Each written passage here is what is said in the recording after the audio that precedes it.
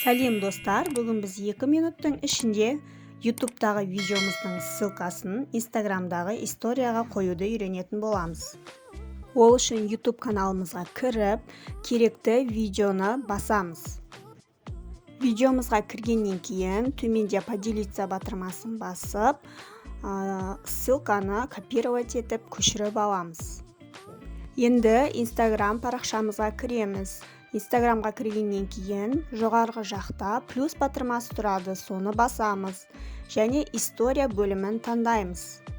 История бөлімін таңдағаннан кейін біз өзіміздің галереядағы қажетті алдын ала дайындап қойған видеомызды саламыз. Яғни мен алдын ала шортс видео дайындап қойғанмын. YouTube каналыма шақыру үшін сол видеоны добавить етемін. Ол видеоңыз қысқа әрі нұсқа болуы керек.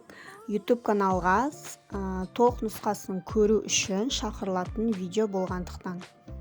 Видеоны таңдадық. Жоғарыдағы 4-ші батырманы басып, төменгі жақта ссылка батырмасын басамыз. Одан кейін бағана көшіріп алған ссылканы вставить етеміз YouTube'тың.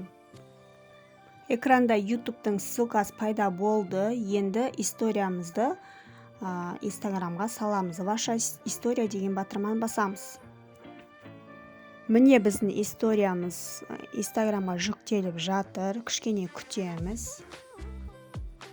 Жүктеліп болғаннан кейін парақшамызға кіріп көреміз қалай болғанын.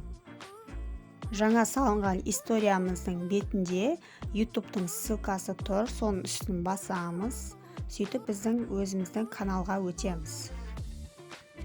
Бұл жерде тек қана YouTube'тың ғана ссылкасы емес, кез келген сіздің VK болсын, WhatsApp болсын, кез келген ссылканы қоюға болады.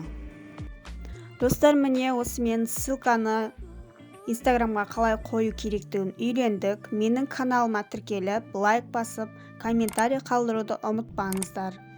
Қоңыраушаны басып қойыңыздар. Егер де сіз YouTube'да превьюді қалай жасау керектігін білмей жүрсеңіз, мен осы видеоның астына ссылкасын қалдырдым. Каналыма тіркеліңіздер, келесі кездескенше.